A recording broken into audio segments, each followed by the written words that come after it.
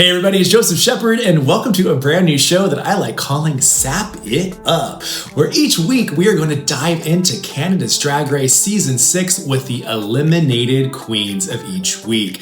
Now, before I get into this and introduce you to our amazing guest this week, make sure to like, subscribe, and do all that Danny stuff down below. Also, make sure to hype this video up. Hit the little button down there on your mobile phone that says hype, and that helps get this video to a bigger audience. Now, without further ado, let me just welcome this icon because you guys have been eating up her verse in the Sorry Aboot It remix, her looks, everything about her, and I was so sad that she was the first to go on this season. Let's welcome Paolo Perfección. How are you doing? Oh my god, how baby? How are you? I'm good. I'm so good right now. Like literally your face on my screen is everything. You were giving me, I told you in DMs when you first came on, I was like, this is like my Lana Del Rey fantasy. Like you Baby. give like this moment. You look so fucking good. Oh my god. Keep going. Keep going. Okay. The hair. Let's talk about the hair for a second. This hair is perfectly coiffed. Like it's so sexy. The eye makeup is on point. This whole outfit, your background, I thought it was fake and you told me it was not. You have an actual Christmas tree and a dog behind you. You are living in the fantasy that I think everybody wants to be in. Thank you. That feels so good. Real recognizes real mama. Well, let's talk about real. Let's talk about you going on to a little show called Canada's Drag Race. It is season 6. Legs, waist, ethereal, beauty. The lyrics of the generation that Brooklyn Heights just lip synced to. Just shave my model pussy out. Legs, waist, ethereal beauty. Just shaved my model pussy. Staring keeps you entertained. Trolling's my favorite game. Lots of me on video, yapping, bitching, yes, I so. Z-cups at the coffee shop. You love when Paolo's titties pop. And the universe wants me to win, and that's because I am the universe. The universe is me, bitch. Okay, let's talk about the lyricism in this. Let's talk about how you came up with this. Was this something that you had in your notes before, or did you come up? Walk me through the process. Okay, let me tell you. So, without saying too much, because can't say too much, mama. But we're being told, baby, you need to write a song. So I'm like, okay, great. What am I gonna do? I'm listening to the beat. I'm like, ooh, like nothing was speaking to me. So then I was like, let me do a quick Kundalini for creativity. So I do like a 45-minute Kundalini practice where I don't know if you're familiar, it's really intense, like the awakening of your chakras and everything. So I get into it, and then the minute I'm done, I baby, get out of Shavasana and go straight into like my little book and my pencil. Baby, wrote the whole thing in like 20 minutes. Stop. Did you expect the fandom to go as crazy as they have over your lyrics? Okay, so I didn't think people were. I definitely felt there was going to be like some type of chatter about it, because obviously my goal was to troll a little with the verse, and I wanted it to sound like crazy and unique, have a little piece of like, baby, what is she talking about? So, but then again, I feel like Drag Race is already so insane, and I feel like to a certain extent people are used to it, with doom scrolling and everything. I was like, I'm not necessarily reinventing the wheel, but I low-key did. You say that trolling is your favorite game. So in your life, what's the craziest thing you've trolled about? I used to do, so when I started off TikTok, I would just do these random like personas. Like one week I was like a construction worker. And then all my videos would be about like what a construction worker would like be making jokes about or talking about their lives. And it would just be like random. But what I always loved about TikTok is like half of the people watching it take everything so literally. So I would play into that, and that was kind of like my trolling.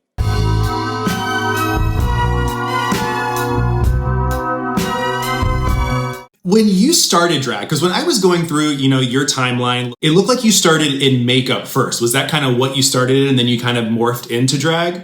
Yeah, so I used to work at Mac, and then remember that like James Charles era, like the very early on where there was all these little twinks playing with makeup brushes and spending hours doing eyeshadow looks and oh my god, I lost it now. And we're down to one, you guys. Um damn, that really caught me off guard. What was the question again? Oh, how I started. Yeah, so just like a little boy in beauty vibe, and then it kind of like snowballed into getting a wig, and then I actually auditioned for season 2, Mm-hmm. but baby, fully was not doing drag. Like I had one wig. So then I was like, oh, this is kind of fun. And then that's when I started making TikToks because I was dressed as Ramona, and then I was Mm-hmm. making like MILF TikToks. And then these kind of like were like kind of like doing good. So I was like, oh, let me keep going. And then it like, baby, it just snowballed. That's crazy. So was season 6 the first time you had auditioned, or besides season 2, the first time you auditioned for Canada's Drag Race? Yeah, Do you remember where you were when you got the phone call that you were going to be on? right over there. Right there. And I'll never forget, baby. It was 4:44 was the sunset that day. And I kept seeing angel numbers and I was like, baby, if I don't get on Drag Race, I'm going through spiritual psychosis. It was bad. I felt so connected to everything. I thought I had all the answers. So I like, let me tell you, I was waiting for that call. You said in a YouTube video that you did that you thought you killed the acting challenge. Welcome aboard! The girls got queen! So I do want to know, have you gotten any calls from Disney to be the new voice of Mickey Mouse? I mean, maybe the Disney version where it's like sign language and stuff. I don't know, like closed captioned or I don't know. No. Watching it back, how did you feel seeing it? Okay, so watching it back, oh, I was like, so. I mean, you win some, you lose some, right? But I was like, damn, I wish I had done a different voice that you could actually hear me, because what was that? But I still feel like I can fully hear myself. So, I like, can. maybe, right? I think, let's just call it a setup. Your fashion on the show, from what we saw, even though it was just a couple of outfits, was always on point. I know that you mentioned that you didn't necessarily have all your looks ready when you actually got to set and everything, but what you showed was pretty great. Your trash bag look, I will say, was something that I considered very high concept. I know that you mentioned that people always told you that you could go out in a trash bag and you would look great. And like you said, you know what? Not everybody can look great in a trash bag. So I'm going to do it. Where does your inspiration come from for your looks? I don't know. I don't necessarily look at things or look at certain people that, like, I find it, like, important to, especially style-wise, I think you need to know what you like to do, what silhouettes you like, what looks, and it always changes, you know? So maybe like a museum or, but I do take a lot of inspiration from religion. Like, I do think that there's sickening looks down there. And then, I don't know, I always try to do new things, but it always starts off the same. Like, I'll go fabric shopping, and the fabrics are always, they always like talk to me. Like, I see a piece of fabric and I'll be like, oh, baby, this, 50 yards. How much? Perfect, done. Ask cash. Can you give me a discount? Well, I mean, if you look like you, how could you not give somebody a discount, you know? Thank you. Saying. I feel like this is going to be the Paolo, just give it to you. I literally just compliment you the whole time. I think that's what this whole interview should be. Baby, I'm here for it. So you mentioned in previous interviews and also like at the first of this interview that you were working in straight places before. What was that like? Were you in drag, out of drag? Like, what was the whole demeanor? What was how were you working? So it started off, I was kind of like doing animation. And then, oh, sorry, someone just got home. Scary. Whew. Start off, okay.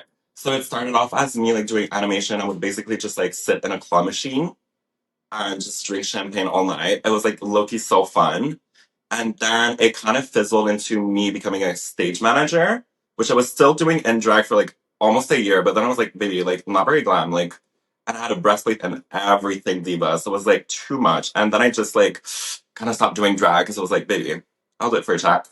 So comparing your straight venues to your gay venues, And you said that, you kind of had like different crowds per each one. Did you have a preference in like how Paolo is perceived? Do you feel like one audience got Paolo more than the other audience? Well, I think definitely the gay crowd is getting the most out of Paolo because we always hear performers say that like during shows, like cheer us, it really helps us to give you like the best that we can give you. And I feel like that's so true. Like, I think there's something about people yelling and screaming and wanting more that makes you want to give them more. Mm-hmm. I don't know. I feel like that makes sense, right? No, that makes a lot of sense because like you want that attention. You want them because when it's quiet or when it's not, as vibrant as people like cheering your name, you're like, well, I'm not gonna slam my pussy on the ground. Baby, wake that up. What are your normal like go-to songs? Like if I were to go to a Paolo show, what would I see? Oh my god, it really depends on whatever I'm on that week. Cause okay, last week I did My Way by Frank Sinatra with my trash bag. And then I really love Breathe on Me by Britney Spears. So I'm either like a random Cherry Pie. So fun. Mm-hmm. I like The Way You Move by Body Rockers. I low-key love the medley songs. Mm-hmm. Because I'm like so pissed, so I can pull it off. But I also love a puss song. But I think for the longest time I was like afraid to tap into like the pussy of it all. Which is Mm-hmm. ironic because I think that's what I give, but I'm glad you're tapping into it now. I think that it needs to be fully tapped into it. And I think that I mean, seeing the fan reaction to you getting off, people saying that you are robbed. You're the first girl out and people are saying that you're robbed. You're the first girl out and people are saying we wanted to see more of you. How does it feel having such a great response to just a short time that you were on the show? I get so many DMs, which is like so fun. I mean, I've been getting a lot of like, baby, you've been robbed. And I'm like, see, what I can you know. do? C'est la vie. But, the DMs I love the most is honestly people that'll be like, honestly, you really like inspired me. I feel like, yeah, you're funny, whatever, you're pretty, whatever. But I think that the best compliment you can give me is like about my within. And I do paint trade. You mentioned in a YouTube video that going on to the show, you weren't necessarily going for money. You were going for more of like a spiritual journey or a spiritual retreat. Like, how do you feel that that journey progressed you? Do you feel like it did what you needed it to do? Okay, that's crazy. So before I left, I told everyone, like only my roommate and my mom knew I was going on. And I told everyone I was going on a spiritual retreat to Bali because mind you, at that time I was like spiritual, like crazy. And in hindsight, that's exactly what it was. It really was like a spiritual journey for me because like during that whole time I was having like weird nightmares. I think it woke up just being like disconnected, having no one, you're like just alone with your thoughts, right? So I think I revisited a lot of like past traumas. So serious. But you know what I mean? Like I Yeah. thought about so many things and then I realized also, I think going in there, my mindset was very much like, oh baby, like they can take me, I'm that bitch, like I really don't care. And as much as like the don't care part, like salty, like I know like the one thing I do best is be myself. So I Mhm. wasn't like worried about that, but there's something about walking to a room filled with sickening girls that kind of go like, oof, I look have like a imposter syndrome. Mhm. So it was a little nerve wracking and it was just I think this journey really taught me a lot about like self confidence, self Mm. esteem. And I think going in there I thought that like, oh okay, I'm back onto like because I used to be so confident. And then I kind of took a tumble, low key because of weed. It'll do that to you Mm. sometimes. But I don't know. So I kind of was like 50-50 tweaking, but I don't know. It just, I kept, like, if I say I don't know one more time, it was a journey. How about that? Do you feel like you gain more confidence from the journey? Like, do you feel more confident on the other side now? Oh, I feel so much more confident. And there's, I think it comes from within also. I think that going in there, I didn't necessarily believe or see myself as a drag queen because I've always been more of a crossy. Like, if you look at the categories and everything. But I think hanging out with the girls too, it's really helped me because they'll be oh, tap into this, tap into that. Like you get such guidance from the other girls that allow you to reach your higher self. I think too, just seeing so many different queens, like you mentioned, like different styles and everything, can probably help elevate yourself in a way of not only confidence, but your fashion wardrobe, your styles, your makeup, your things that you were learning, just that you may not want the full, pie. You may just want like a little baby There you go. slice. Touche. So now that you've had like your spiritual retreat, you're off the show, you are now more confident. What is the next chapter in your drag journey? Like, what are you wanting to accomplish next? And what's next on my journey definitely has to be, I definitely want to perform more. Bigger stage, more complex stuff. I just want to push myself to like, give like a drag race girl. That's like the vibe. And then some music also. I think we've established lyricism is in my vein. Um, so maybe shoot up. What do you think your vibe of your music would be? Like, is there like a vibe that you love? Like, would it be like a Breathe on Me, Britney vibe, or what are we thinking? I kind of want to do like a album with like every type of genre of music. So like a country song and then Yiddish, Mm-hmm. some pussy stuff, like very okay. Most mainly, I think something I really want to do is like the kind of song you hear at 4 a.m. You're Okay. walking outside, and then you're just walking, like living through whatever the person's talking about. It's like whispery, it's sexy, it's Yeah, fun. Yeah, I think that's mainly the vibe. But I would love I to could do a get country that. song. I feel like you could be like a new, innovative, more sexy version of Enya too. Like I could see that for you. Ooh, Like a sensual, sexy Enya. Like I like ooh, or that. Lana. I like the Lana still. All right. Yeah. Yeah. Yeah. Let's hit up Lana Mama. So let's get into your top three. So what I like doing is I like figuring out what you're listening to, what you're watching, what your favorites are. So what would you say that your top three favorite TV shows you're currently watching are? Well, Canada's Drag Race. Then there's this new show on Crave with like this girl in LA. I love LA. I love that. Yes, yes. I know what I you're talking about now. Yes. love that It's really show. great. And then any Housewives.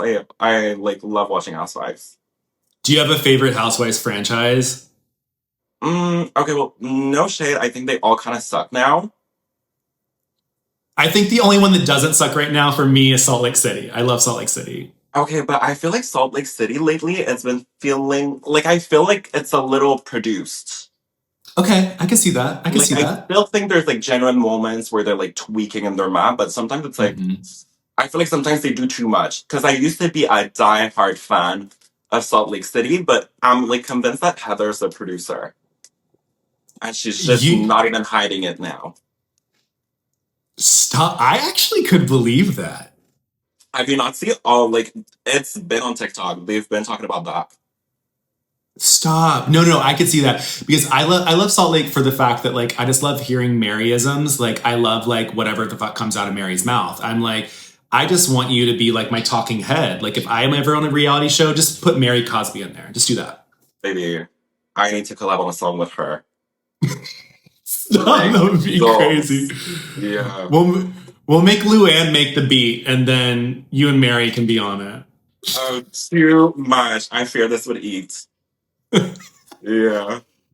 What about your top three favorite songs right now at the moment? Is there anything that's like currently on your playlist that you are replaying?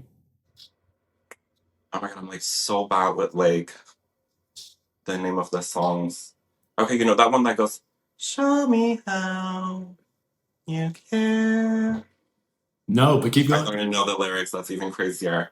Well, kind of like a soft-spoken song. Love that. Okay, Then I kept listening to "My Way" by Frank Sinatra, it's a good one. and then like a random like tame Impala song. Okay, I don't and know. then what about your favorite movies of all time? Do you have like things that you go to? Ooh, favorite movie of all time. Okay, Burlesque. Ooh. Basic. Um, Showgirl. Mm-hmm. That, baby, when I was a child watching that was my awakening diva. And then probably Shrek. Low-key love Shrek. The other day we were sitting here, like, in the living room listening to that. And it felt like so fairy vibe. It felt so good. Right? That sounds like a great like you put on like a YouTube like fireplace or something, if you want like a vibe. That sounds like what that should be in the background. No, absolutely. Love Shrek. My last question for you, I know that our time is coming to an end, but you kind of talked about, you want to get into music, you want to get into, bigger performances. What can the fans expect to see from you now? And also, I know that you are on Cameo. So what we're going to do is that leave your favorite part in the comments down below of this interview. I will pick one person and I will get them a cameo from Paolo. So maybe you will be the winner. But Paolo, what's coming up? Okay, so I feel like I already talked about it a little bit, but low key, I really want to become like a spiritual healer. Do like I love sample. Like I that. started doing cameos where I'm like using my sample and everything, and they're kind of like chewing it up. Like I love, like I feel so relaxed. It's so like a genuine moment, and I kind of like that would be a side quest, but maybe the main one. I don't know. Drag stuff, online business. I like the spiritual aspect quite a bit. I feel like you could really tap into that in so many ways, and I feel like people would just throw money at you. But I feel like because it's like kind of giving. You know what I mean? Like I'm Yeah. also giving you something. I don't know. Yeah. I still have to figure out in my brain my perspective throughout the. Because in a way, it's kind of like a transaction, but I don't want it to feel like that. But also, I want a pretty gorgeous penthouse. Oh, I feel like you have a pretty gorgeous, I was gonna say penthouse. I don't know if it's a penthouse, but it's beautiful. lower. Listen, we're getting so close, Diva. Double tap the screen. Tap, tap, tap, tap. Send a galaxy. Well, thank you so much, Paolo, for being here today and chatting with me. I'm very, very, very excited to see what ends up happening in your career. Big, humongous fan. I think that you really killed it, like I said, on Canada's Drag Race for the time that you were on. I hope that we get to see you one day. Would you do an All Stars? Would you do a Versus the World? Of course, baby. I would come to the opening of a envelope. So, any of them. I want to get you over to the US though. I think that we need Okay. we need to see like the Rue. We need Rue to react. I mean, love Meadowbrook. But I feel Yes. like me and RuPaul have the same name. Paul. Mm-hmm. Baby, you heard it here first. I'm just missing the Rue. But I live on a Rue. Rue is actually street in French. So we're very Really? connected. Mm-hmm. Ah. Oh, wait, let me give you a little.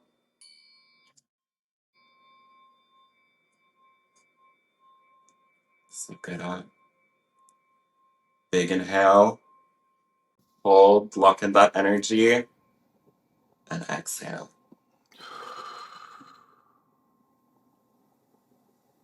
That'll be $50.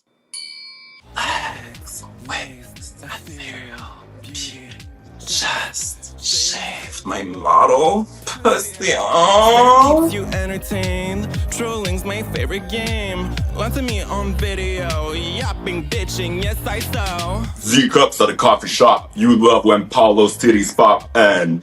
The universe wants me to win, and that's because I am the universe. The universe is me, bitch. Hey! Thank you so much, Paolo. Thanks to you, baby. This was such a cue. Same. I love you. I'll have to see you when I am back over in the border. Oh, so what's your tea? Are you Canadian? Yeah, I'm dual. I'm Canadian and US. You ate that up, mama. Are you single? I am not. I have a boyfriend. There goes my green card. You're like, fuck, man. Great chemistry. What a shame. We'll just go to the courthouse. You and I. Let's go to the courthouse. Perfect. Make sure to follow Paolo on all of the socials at Paolo Perfección. And remember, please leave your comment down below on your favorite part of the interview, and you might just win a cameo from Paolo. And at the exact same time, make sure to like, subscribe, do all that good stuff, and hype this video up. I will be back next week interviewing the next eliminated queen from Canada's Drag Race Season 6 on Sap It Up. Bye, guys.